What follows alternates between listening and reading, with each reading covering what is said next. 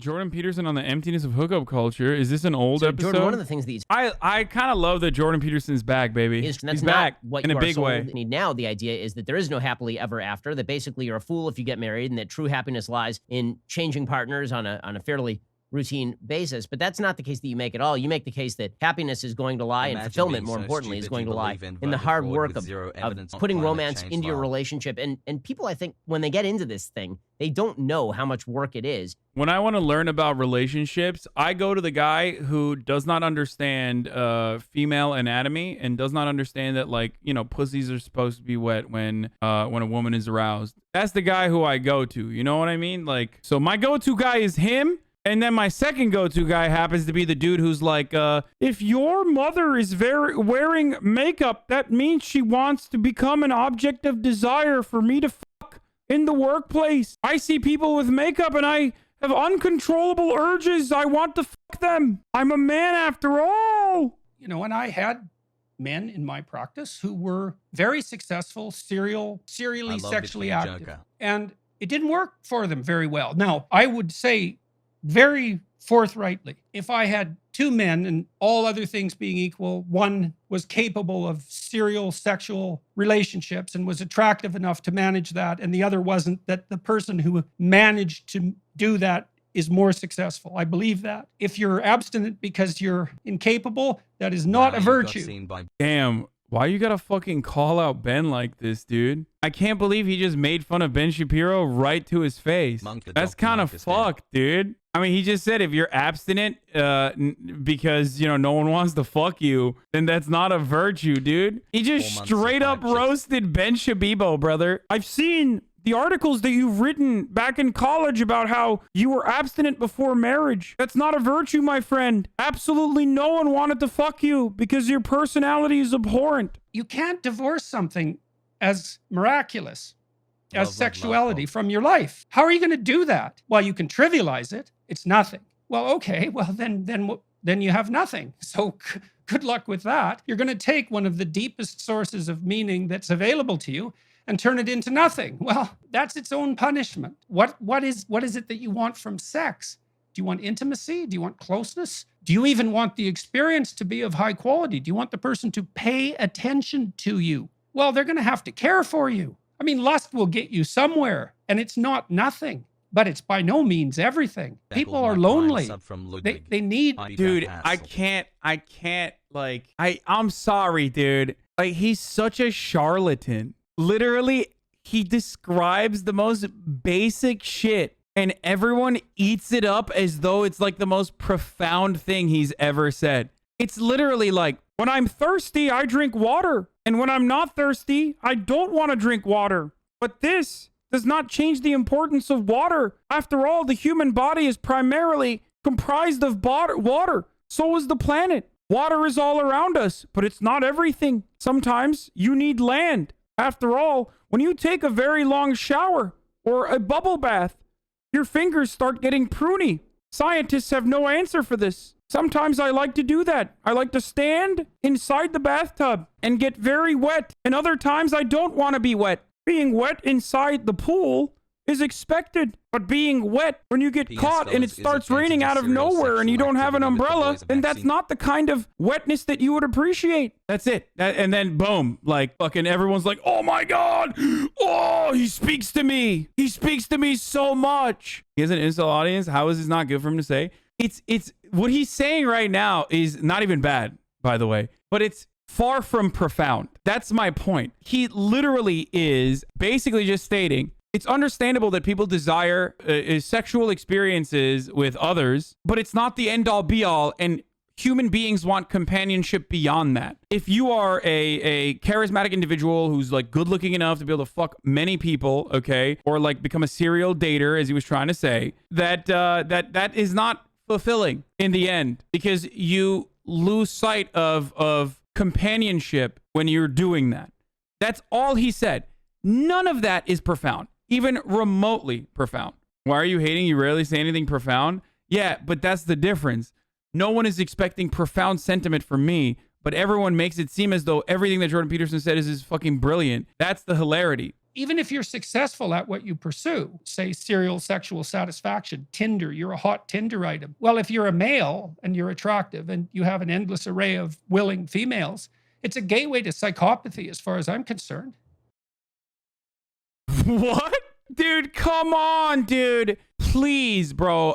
Like, anyone with credentials in psych saying some shit like this should literally have everything taken away from them with respect to that field, okay? He literally said, if you're a hot dude who women want to have sex with on Tinder, that's a gateway to psychopathy. Because what, like, you act out on those desires and you fucking, like, develop psychopathy like a disease? Like, that's crazy to me. Because you have to divorce your sexuality from the humanity of the people that you're engaged with sexually. Why? Why is there no, like, consensual feeling targeted? No, I think it's so fucking idiotic that, like, there are people that are fucking sick and act out on their sexual desires or have relationships with people primarily based around sex, and they're not fulfilling even remotely. But why is there no world in which, like, people can have consensual adult relationships where they can have multiple partners as long as they're, like, clearly communicating that? I will never understand this concept. Like, oh no, you're just literally robbing them of their humanity. Why? Because they want to fuck and you want to fuck and you're comfortable with one another and you fuck sometimes. He has horse blinders on to how relationships operate beyond his own, like, anecdotal or rather personal experience, where, like, it literally can't happen. It can't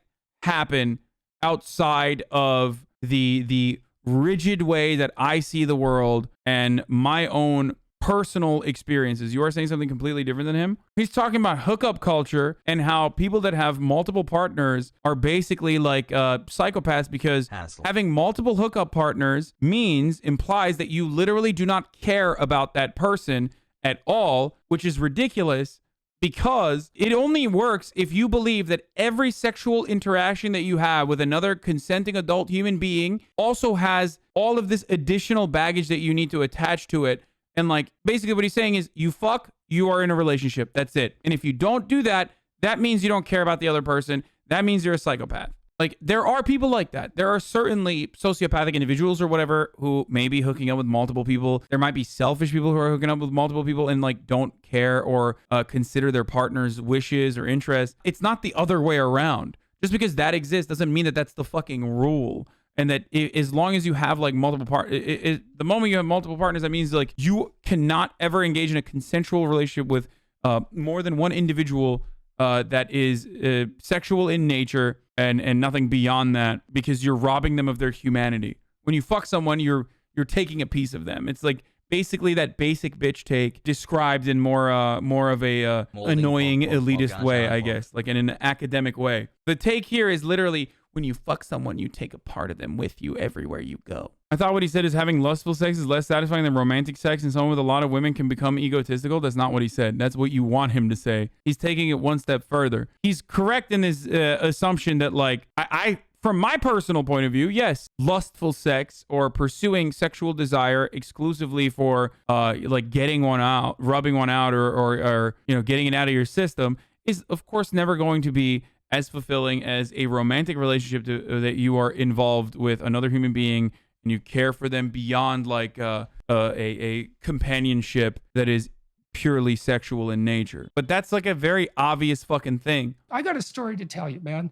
I talked to this woman this week, Yeonmi Park, and she wrote a book called In Order to Live. She's an escapee from North Korea, and she was literally a slave in China. And she struggled through all that, ended up in South Korea and went to a South Korean university. She did all her education in 1 year, elementary, junior high, and high school in 1 year, passed the GED and got into a competitive South Korean university. So I asked her about what's happened in recent years. She went to Columbia University. Wait, is this actually like a fucking psych paper, or is he referencing like a fucking autobiography that he read as though it's like a comprehensive psych study on, I don't even know what the fuck I don't know how this ties back to hookup culture. And pursues her education and gets to go to an Ivy League school in New York. It's like the pinnacle of her ambition. She was drastically affected by George Orwell's Animal Farm when she was in South Korea. George Orwell's 1987 Animal Farm, Animal Crossing, brother. She went to Colombia. I said, well, how was that? She said, it was a complete waste of time and money. And I said, well, wait a second. You can't really mean that. Surely in your 4 years studying humanities at Columbia, you must have had one professor or one course that spoke to you. Why? Were they too communist in Colombia or something? Okay. That she mentioned one human biology class where she learned about evolution, but said that that was all twisted by political correctness near the